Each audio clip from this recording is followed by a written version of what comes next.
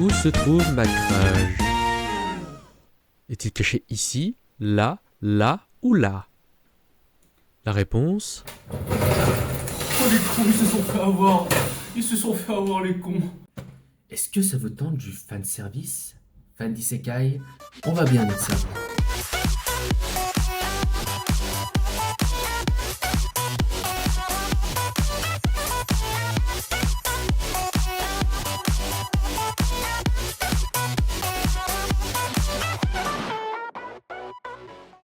Aujourd'hui, dans ce nouveau Krisekai, on va parler d'un animé assez particulier qui se fait assez rarement. Un animé crossover. Un crossover désigne la rencontre entre deux ou plusieurs séries qui partagent un même univers de fiction et qui pour la plupart du temps ne durent qu'un épisode. Attention à ne pas confondre avec le caméo qui est juste une apparition de courte durée. La plupart du temps, les séries en question ont un lien d'entreprise, c'est-à-dire qu'elles sont sous la même société, comme les crossovers Nickelodeon. Et c'est le cas d'Isekai Quartet. Toutes les œuvres présentées dans l'animé sont sous la propriété de Kadokawa Corporation, comme la plupart des light novels et mangas, vous allez me dire, qui bénéficient du droit d'exploitation de ces séries. Du coup, ils ont regardé les isekai qui leur rapportaient le plus d'argent et ils ont fait un animé crossover avec Nishibi pour faire un max de thunes, car c'est mieux d'en avoir plus que suffisamment. Donc, Isekai Quartet est un isekai qui regroupe les isekai suivants: Konosuba, Saga of Tanya the Evil, Overlord et ReZero. En tout cas, dans la première saison. Parce que oui, cet animé possède 3 saisons et un film. Ils ont fait un film quand même. Dans la deuxième saison, nous avons en plus The Rising of the Shield Hero et Cautious Hero, qui lui n'apparaît que très peu car ça colle au personnage principal qui est très prudent. Et la troisième saison, nous avons en plus The Eminence in Shadow. Bizarre. Que des isekai dont j'ai fait une vidéo dessus. Bizarre. Allez le regarder. Oui, j'ai fait exprès de regarder ces isekai avant. Et alors, le film? Pas de nouveaux isekai en plus. Bon, ça part de quoi Isekai Quartet? Eh bien, chaque isekai cité précédemment se font tous transporter dans le même monde, un autre monde qui est un établissement scolaire. Voilà, des isekai dans un isekai, ça compte comme un isekai tout de même. Pourquoi un établissement scolaire? Japon. Et devinez ce qu'ils vont faire dans un établissement scolaire? S'entretuer à la Battle Royale? Non, ils vont mener une vie scolaire normale. Ah, ça c'est du crossover. Fallait pas s'attendre à l'histoire de fou, hein. C'est du fan service en même temps. Tout au long de l'année et peu importe la saison, nous voyons nos personnages préférés en train de faire des activités scolaires un peu loufoques en lien avec un de leurs mondes. Puis à la fin des saisons, il y a un énorme monstre qu'ils vont éliminer tous ensemble avec le pouvoir de l'amitié et fin. Ah, c'est vraiment facile de résumer l'animé. Vous allez me dire qu'avec la façon dont j'ai présenté l'animé, je n'ai pas aimé. Bah détrompez-vous. Parce que j'ai bien aimé l'animé. Et la raison est très simple, et vous devez le savoir si vous suivez les Krisekai. Les séries présentes dans l'animé, eh bien je les aime bien. Et pour certains, je les aime beaucoup. Sauf The Rising of the Shield Hero, cet animé vise un public comme moi, les fans. C'est pas trop cool de voir Kazuma et Subaru dans le même animé? Ou de voir Tanya en attendant sa deuxième saison qui a enfin une date de sortie après 5 ans d'attente? Oui, parce que ce qu'on veut voir dans l'animé, c'est pas une bonne histoire. C'est de voir nos personnages préférés interagir entre eux. Bon, dans un contexte bizarre dans une école, mais c'est ce qu'on veut voir. Je ne dis pas que c'est l'idéal, hein, une bonne histoire serait pas de refus. Mais le rôle principal d'un crossover est de faire plaisir aux fans et de faire interagir des personnages d'autres œuvres entre eux. Et ils le font d'une manière économique. Pourquoi s'embêter à dessiner et animer des trucs compliqués alors que tu peux faire des films tout mignons qui sont faciles à animer et qui vendent bien? Parce que oui, niveau animation, c'est très simple, des chibi et des décors en 3D, qui fait mouche n'empêche, bref, la simplicité. Mais au moins ils ne se foutent pas de notre gueule, hein. L'animation reste tout de même quali, heureusement. Et oui, malgré l'intérêt économique derrière cet animé, il y a tout de même des qualités. Déjà, les interactions entre les personnages qui sont cohérentes, ils ont tous le même comportement que dans leurs œuvres respectives, sauf qu'au lieu de rester sur ça, on remarque des changements de comportement grâce à ces interactions. Ce qui veut dire que cet animé développe ses personnages socialement parlant. Ce qui est vraiment surprenant pour un animé à but lucratif. Cet animé fait déjà mieux que 80% des isekai.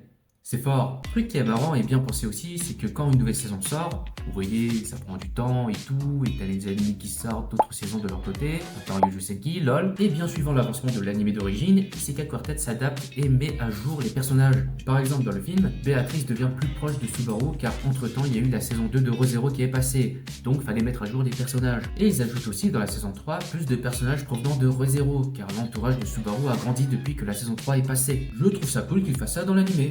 Si c'est pas le cas pour Yu Senki, parce qu'en fait, après, c'est vrai que c'est un peu bizarre. On a un isekai qui mélange un isekai avec un mec qui meurt plein de fois, un empereur mort-vivant qui tue des gens, une tueuse égoïste dans un monde en guerre, Kazuma, puis t'as un mec qui se fait trahir et qui n'a plus de confiance, un maniaque qu'on ne voit qu'une fois, et un Chunibyu éminence de l'ombre, même si j'ignore toujours ce que ça veut dire. T'as un mélange d'isekai sérieux et comique, ce qui donne un feeling assez bizarre, surtout qu'il se retrouve dans un établissement scolaire. C'est des japonais, on va pas chercher. Heureusement que dans les animés dits sérieux, il y a des touches d'humour, parce que ça aurait été vraiment bizarre. Le truc qui me fait le plus rire dans tout ça, c'est Tanya. Qu'est-ce qu'elle fout là? Ah bah l'ambiance entre Saga of Tana the Evil et Isekai Quartet, c'est le jour et la nuit. Hein. À aucun moment tu dis devant Saga of Tana the Evil, ce serait cool de voir Tanya dans une école. Pareil pour Heinz. Putain, j'aimerais voir ce genre squelette de la mort dans une école, ce serait cool quand même. Le crossover a tout de même ses avantages. Tout d'abord, on peut assister à une interaction entre les deux côtes, Willem et Sébastien. Je suis l'homme le plus heureux du monde. On peut voir Tanya aussi. Bon, j'arrête avec elle. Je peux voir plus de contenu avec Kazuma, Aqua, Darkness et Mekomi. J'adore Konosuba. Et surtout, le truc le plus intéressant de tout l'animé, l'échelle de puissance. Bah oui, on a quand même plein d'isekai mélangés ensemble. Fallait obligatoirement savoir qui était le plus fort, sinon ça n'aurait aucun sens. Eh bien, on ne sait pas. Parce que déjà, ils n'osent pas se battre sérieusement. Mais surtout, je suis sûr à 100% que les persos ont été nerfs. Normalement, l'explosion de Megumi n'est plus puissante que ça. On me la fait pas celle-là.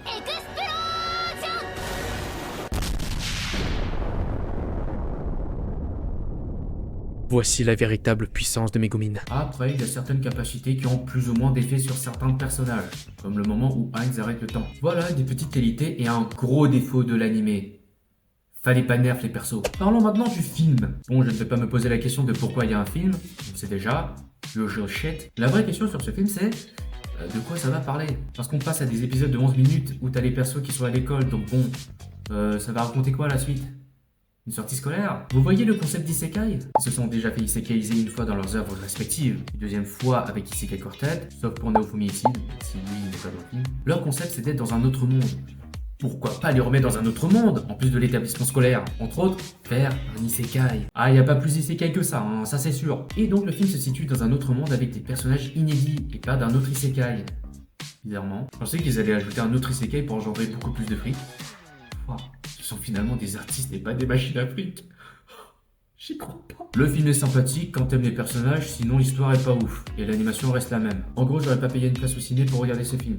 Tout ça reste du fanservice. Tiens, j'aimerais qu'on en parle plus sur ce qu'est vraiment le fanservice. Parce que je vois des propos sur le fanservice qui m'énervent beaucoup. Le fanservice est souvent décrit comme des scènes inutiles avec énormément de nudité et de positions aguicheuses, dans notamment des personnages féminins dans un animé. Effectivement, oui, les scènes fanservice sont inutiles à la trame narrative, mais ce n'est pas tout le temps de la nudité. Je ne dis pas qu'il n'y en a pas. C'est vrai que la plupart, même la majorité des scènes fanservice sont à connotation sexuelle. Sauf que la nudité signifie pas forcément du fanservice. Le but du fanservice est de servir les fans, c'est-à-dire de donner ce que les fans veulent, leur faire plaisir. Souvent, le fanservice peut se faire dans la série principale, ce qui énerve beaucoup de gens, mais la meilleure façon de faire du fanservice, ce sont les OAV, ou Original Animated Video. On peut appeler ça aussi OVA, mais c'est la même chose. Au moins, ça ne cache pas la trame narrative de la série principale, et il se démarque bien en étant un épisode bonus, même si c'est possible que ce soit une suite directe. Sauf que Isekai Quartet n'est pas un épisode bonus, c'est littéralement une série bonus avec plusieurs saisons dont un film. Cet animé a pour but de servir les fans d'isekai. Ça ne sert à rien de regarder l'animé,